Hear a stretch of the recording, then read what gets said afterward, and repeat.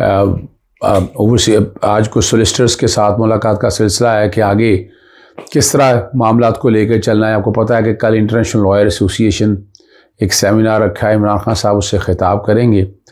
और अभी banner back side पर ले रहा, चूँकि टाइम कम होना है, एडिटिंग में टाइम ज़्यादा लग जाएगा और बात ज़्यादा नहीं हो सकेगी। 3-4 इशूज़ पर जो गुफ्तगू करने वाली है, एक तो सुप्रीम कोर्ट में जो हेयरिंग कल 11:30 बजे होनी, बड़ी अहम हेयरिंग है, इस मुल्क का अगला फ्यूचर तय होना है उसके साथ। दूसरी जो बात है, इमरान खान साहब की जो 7 मुकदमात में हिफाजती ज़मानत मंजूर कर ली, यानी मैं समझता था कि लाहौर इस्लामाबाद हाई कोर्ट को ये ज़मानतों के केस फाइनल करने चाहिए थे, लेकिन इमरान खान को फिर रहमो करम पे छोड़ दिया गया दहशतगर्दी की कोर्टों में। और जुडिशल कम्प्लेक्स में आपने देखा कि वहाँ जाके क्या, वहाँ लॉ एंड ऑर्डर की क्या पोजीशन है। 10 दिन की हिफाजती ज़मानत दी है और 2 में हिफाजती ज़मानत में ज़मानत में तोसी कर दी है। और जस्टिस आमिर फारूक की सरबराही में 2 रुकनी बेंच था, जस्टिस मियाँ गुल और औरंगज़ेब थे साथ। बाकी तहरीक इंसाफ के सारे दोस्त अहबाब जो हैं, जो लीडर्स हैं, वो वहाँ पहुँचे थे। उसमें असद उमर हैं, शाह महमूद कुरैशी है, फवाद चौधरी है, सैफुल्लाह नियाज़ी, अली मोहम्मद ख़ान, अली नवाज़ अमान, बाबर अवान, आमिर कियानी, मलाइका बुखारी, इमरान इस्माइल कमरे अदालत में पहुँचे। सलमान सफदर साहब भाई हैं, एडवोकेट हैं। सेक्शन 154 के हवाले से उन्होंने बताया कि जो कुछ बुरा होने का गुमान हो रहा है, जितने मुकदमे हैं सब में ज़मानत करवा ली है। अगर कोई खुफिया FIR है तो उसका जानने का हमारा हक है। 140 केसेस जो हैं अब तक दर्ज हो चुके हैं और तमाम केसेस में ज़मानत ले ली है और बराह रास्त हाई कोर्ट आना चाहते हैं। जुडिशल कम्प्लेक्स ज़मानत लेने गए थे, मगर अमन की सूरत पैदा होगी। और इमरान खान साहब वाहिद लीडर हैं, आप अंदाज़ा लगाएं, ज़मानत लेने गए हैं तो, और वहाँ जो हाल किया है, दहशतगर्दी के पर्चे दर्ज हो गए। आपको पता है यहाँ तो बगावत बढ़ती है या दहशतगर्दी, और मजाक हो गया है। यानी इस कानूनी निज़ाम में सुकम इतने हैं कि आप समझ सकते हैं कि हालात और वाक़यात किधर हैं। और हाई कोर्ट इसलिए बराह रास्त आना हुआ कि वहाँ ना जाना पड़े। तो चीफ जस्टिस साहब ने यहाँ रिमार्क्स दिए और वो ये कि हिफाजती ज़मानत दे देते हैं, यानी पहले आप ट्रायल कोर्ट ही जाएं, ये अदालत का जाना है। और फिर ये भी कहा गया कि आप शामिल तफ्तीश नहीं हुए। ये ऐसे मुकदमे हैं, इसमें क्या शामिल तफ्तीश होना है, सब झूठ और फ्रॉड और फेब पर मबनी है। और अदालत ने कहा कि हमने पहली बार समाज से आपको बारआवर कराया था कि आपको हिफाजती ज़मानत देंगे। पहले दिन से कह रहे हैं हिफाजती ज़मानत देंगे। वीडियो लिंक और बाकी चीज़ों पर अब अदालत क्या कहती है। 7 मुख्तलिफ मुकदमात है, 7 तफ्तीशी अफसर मौजूद हैं और तफ्तीशी अफसर को ज्वाइन करने का कोई दिन मुकर्रर कर दें। आप इस्लामाबाद में मौजूद हैं ना, तफ्तीशी में यहाँ सारे मौजूद हैं, उनको बयान रिकॉर्ड करा दें। दौरान समात फवाद चौधरी ने कहा यह हुकूमत जो निज़ामात की सिक्योरिटी कम और डराने के लिए ज़्यादा थे।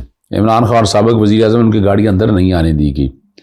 इस पर चीफ जस्टिस आमिर फारूक ने बरहमी का इज़हार किया। आपको रिलीफ देने, आप नहीं लेना चाहते तो ऐसा ही सही, हम अब ऑर्डर पास करेंगे। उसके बाद दोनों जजेस उठकर चैम्बर में चले गए। समान दरखास्तों पर जब फैसला सुनाया वो आपके सामने रख दिया कि 2 मुकदमा में अबूरी ज़मानत दी है, बाकी 9 मई तक 7 मुकदमा में 10 रोज़ के लिए हिफाजती ज़मानत मंजूर कर ली है। ट्रायल कोर्ट से रजू करने का कह दिया। अब ट्रायल कोर्ट जुडिशल कॉम्प्लेक्स में, यहाँ आप समझ सकते हैं कि क्या है। और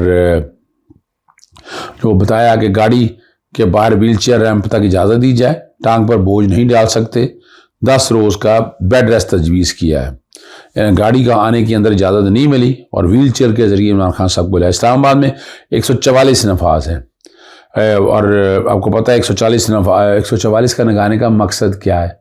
यानी यहाँ इलेक्शनर चल रहा है, लेकिन यहाँ इलेक्शनर का इशू नहीं है, यहाँ अना के इशू चल रहे हैं। और अना के इशू जिस तरह भी चल रहे हैं, लेकिन कब तक ये सारा कुछ चलाते रहेंगे आप, और बड़ा मुश्किल है इन चीज़ों को लेकर जाना। अगर दूसरा जो बड़ा अहम था, अली मीन गंडापुर को रिहा कर दिया गया और सखर से, और वहाँ भी हाई कोर्ट ने सख्त एक्शन लेने का कहा है तो तब रिहाई मिली है, वरना तो रिहाई मुमकिन नज़र नहीं आ रही थी।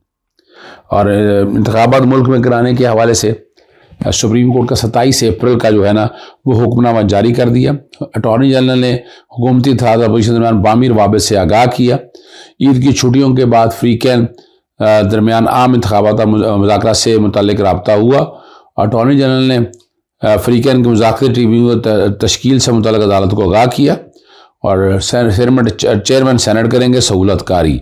अदालती इसलाह पर फ़रूक एच नाइक ने अदालत को चेयरमैन सेनेट को मुलव्वस करने पर आगाह किया। फ़रूक एच नाइक के मुताबिक मुज़ाकरा सेनेट सेक्रेटेरिएट में होंगे। मुज़ाकरे चेयरमैन सेनेट का किरदार बहुत सहूलत कार का है। सियासी जमातें जो है ना बुरान के ख़ात्मे के लिए सियासी जमातों के दरमियान मुज़ाकराती अमल को सराहते हैं और ये आगे लेकर चलें, लेकिन ये चीज़ ज़हन में रखिएगा। और ये एक और बात भी, एक साथ इलेक्शन 27 अप्रैल को ये समाअत के लिए मुकर्रर हो गया। बेंच आपको पता चीफ जस्टिस उमर अता बिंदयाल है, जस्टिस जाजुल हसन, जस्टिस उमर अता बिंदयाल और जस्टिस मुनीब अख्तर मौजूद है इस केस में। एक साथ करवाने के हवाले से तो ये जो कहा गया ना कि सहूलतकार के तौर पर कर रही है, सुप्रीम कोर्ट ने अपने ऑर्डर में लिखा कोई सहूलतकार का जिक्र नहीं है, ना कोई कंसर्न ऐसा। हकायक बताए हैं कि हकायक क्या हैं और वो हकायक आप भी जानते हैं और मैं भी जानता हूँ। यहाँ जो दूसरा है मामला नज़रसानी की दरख्वास्त, आपको पता है इलेक्शन कमीशन ने दे दी है। इलेक्शन कमीशन ने नज़रसानी, अच्छा क्या नज़रसानी करनी है वो मैंने आपने टीवी चैनल पे मेरी बात सुन ली होगी। एक फैसला दे दिया है और ये फैसला लाहौर हाई कोर्ट का 10 फरवरी का फैसला है। सुप्रीम कोर्ट ने 1 मार्च को फैसला दिया, फिर 4 अप्रैल को। अब 1 मार्च का फैसले में डेट भी तय होगी, टाइम भी तय हो गया। अब वो डेटें यहाँ पर ऐसे नहीं बदली जा सकती हैं। अब इसका ऑर्डर विड्रॉ करने के हवाले से, यानी एक दफ़ा अगर आपने विड्रॉ कर दी तो ये किसी भी जगह लाके इकट्ठा करेंगे और बगैर पूछे समझे तो उसको डिस्पोज कर देंगे। ये अब सुप्रीम कोर्ट का बड़ा वाज़ेह पैगाम है। अब और ये लोग चूँकि आज ही की डेट में अब सामने बात आई है तो ये खाली सिर्फ हाजिरियाँ लगाने से मसला नहीं हल होगा, आपको कानून के मुताबिक आगे आना पड़ेगा। और अगर आप नहीं आएंगे तो फिर आप सोचिएगा कि इस निज़ाम का मुकाबला कैसे करेंगे। अगर चीज़ों को समझना है तो 2-3 चीज़ें ज़हन में रख लीजिएगा। इलेक्शन कमीशन के खिलाफ सख्त एक्शन लेने की ज़रूरत है। इलेक्शन कमीशन अपनी आईनी और कानूनी जिम्मेदारी पूरी नहीं करता। साफ शफाफ इलेक्शन कराने इलेक्शन कमीशन ने। इमरान खान साहब भी बात कर रहे हैं और मैं उम्मीद करता हूँ कि जो बाकी चीज़ें हैं वो सारी वो साथ साथ चलती रहेंगी। लेकिन जिस तरह इस सारे केस को चलाया गया, जिस तरह ये चीज़ सारी सामने आ गई, वहाँ से आप समझ सकते हैं कि मामला कितना संगीन है। और कुछ सीधा पॉइंट जो है वो मैं आपके सामने रख देता हूँ जो बात की गई है।